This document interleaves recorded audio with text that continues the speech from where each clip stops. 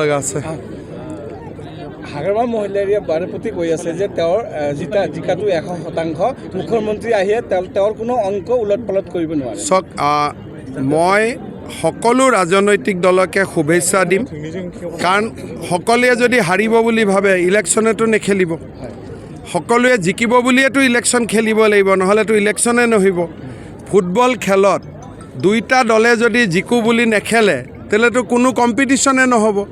গতিকে ইলেকশ্যনৰ কাউণ্টিঙৰ আগলৈকে সকলো প্ৰাৰ্থীয়ে নিজক জিকিম বুলি ভাবে, কিন্তু জয়ন্ত বসুমতাৰীক চিডলিৰ ৰাইজে সুন্দৰ কৰি সংসদ পাতি পঠাই দিছিল, আৰু মই বিশ্বাস কৰোঁ যে UPPL দলৰ প্ৰাৰ্থী নিৰ্মল ব্ৰহ্ম এইবাৰ আগতকৈও বেছি ভোটত জয়লাভ কৰিব। ছাৰ, এটা কথা কৈছে যে BTCৰ কাৰণে যিখিনি টকা পইচা দিয়ে তাৰ অধিকাংশ টকাই বোলে আপুনি আধা আৰু প্ৰমোদ বৰাই খায়। চাওক, প্ৰথম কথা, BTCত আমি যি ধন আৰু পুঁজি আগবঢ়াওঁ তাৰ হিচাপ নিকাচ গোটেইখিনি BTCবাসী ৰাইজৰ সন্মুখত আছে। এনেকুৱা যদি টকা খাব পৰা ব্যৱস্থা আছেই, প্ৰমোদ বড়োতো 4 বছৰ থাকিলে, আগৰ 13 বছৰ কোনে খালে? 17 বছৰ।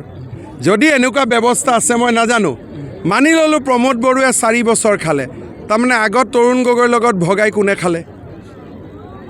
যদি আছে, মই কাকো অভিযোগ দিয়া নাই, কিন্তু যদি প্ৰমোদ বড়োৱে মোৰ লগত ভগাই চুগাই 4 বছৰ খালে, আগত 17 বছৰ কোনে তৰুণ গগৈৰ লগত ভগাই খালে? সেইটোতো হিচাপ উলিয়াব লাগিব, হয়নে? গতিকে মই ভাবোঁ যে ইলেকশ্যনটো ধুনীয়াকৈ হৈ যাব। UPPL এইবাৰ ভাল ভোটত জিকিব, আগতকৈ বেছি ভোটত জিকিব। ঝাৰখণ্ডত বাবা চেষ্টা চলাই থকা হৈছে। বেলেগ ষ্টেট ইমানটো বুজিও নাপাওঁ না। অসমত যেনেকৈ বুজি পাওঁ যে চিডলিত জিকিবই, বেলেগ ষ্টেটততো আৰু ৰাইজেহে ক'ব পাৰিব, কিন্তু আমি কষ্ট কৰি আছোঁ। মই ভাবোঁ BJP গভৰ্ণমেণ্ট হৈ যাব। ছাৰ, নেশ্যনেল লেভেলত যাম। উত্তৰ প্ৰদেশত মাদ্ৰাছা ইতিমধ্যে নিষিদ্ধ কৰিছে, অসমতো তেনেকুৱা নহয়। মই উত্তৰ প্ৰদেশৰ ভাৰ্ডিকটো মই দেখা নাই। খুব সম্ভৱ সুপ্ৰিম কোৰ্টে উত্তৰ প্ৰদেশত মাদ্ৰাছা চলি থাকিব বুলিহে কৈছে, মই যিমান দূৰ জানো। গতিকে ভাৰ্ডিকটো মই পঢ়ি ল'ম। কংগ্ৰেছৰ শীৰ্ষ নেতৃত্বে ঘৰে ঘৰে সোমাই আছে, কিবা প্ৰভাৱ পৰিব নেকি? নাই, সোমোৱাটো ভাল। কংগ্ৰেছ ইয়াত দুৰ্বল হৈ গৈছিলে, অলপ যদি উঠক, আমিনো কি বেয়া পাম। ছাৰ, যোৱাকালি হাগ্ৰামাই কৈছে যে BJPৰ আশীৰ্বাদ মোৰ ওপৰত নাই কাৰণে অৱস্থা বেয়া, কি ক'ব? নাই, BJPৰ আশীৰ্বাদ সকলোৰে ওপৰত আছে, আৰু আমি এইটো কোৱা নাই যে তোমাৰ ওপৰত আশীৰ্বাদ নাই, তোমাৰ ওপৰত আশীৰ্বাদ আছে। সমস্যাটো হ'ল যে কোনে ভাল কৰি চৰকাৰ চলাব, কাৰ দিনত BTCত ভাল কাম হৈছে, কাৰ দিনত দুৰ্নীতি কম হৈছে, কাৰ দিনত মানুহে ষ্টেট আৰু BTC চেণ্ট্ৰেল গভৰ্ণমেণ্ট মিলি ধুনীয়াকৈ কাম কৰিছে, কাৰ দিনত বোমা বিস্ফোৰণ গুলী বাৰুদ নোহোৱা হৈছে। ৰাইজে সেইখিনিয়ে বিচাৰ কৰিব লাগে। মই এটাই কথা ক'ম যে মই চিফ মিনিষ্টাৰ হিচাপে কোনোবাই যদি মোক সোধে যে আপোনাৰ আটাইতকৈ ডাঙৰ ছাকচেছ কি, এটা ডাঙৰ ছাকচেছ হ'ল যে BTCত সম্পূৰ্ণ শান্তি লৈ অহাটো। কোন মুখ্যমন্ত্ৰী আগতে দুৰ্গা পূজাত কোকৰাঝাৰ অহাৰ কথা ভাবিব পাৰে? কোন মুখ্যমন্ত্ৰী আগতে বাসুগাঁও দুৰ্গা পূজাত ইয়াত পূজা চাব পাতিব পাৰে? মইতো সদায় তেজেৰে ধোৱা মানুহৰ শৰীৰ চাবৰ কাৰণে আহিছিলোঁ BTCত।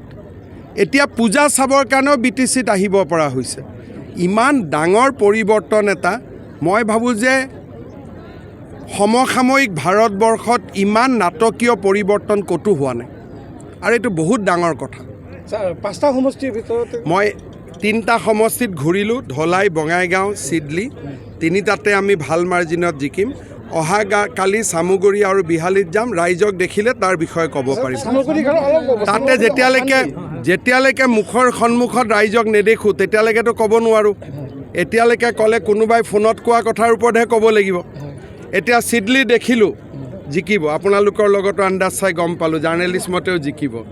বঙাইগাঁৱতো সকলোৰে মুখ চাই গম পালোঁ বঙাইগাঁৱত জিকিব। ধলাইতো দেখিলোঁ জিকিব। অহাকালি চামুগুৰিত গৈ চামুগুৰিৰ কথা ক'ম, আৰু বিহালীত গৈ বিহালীৰ কথা ক'ম।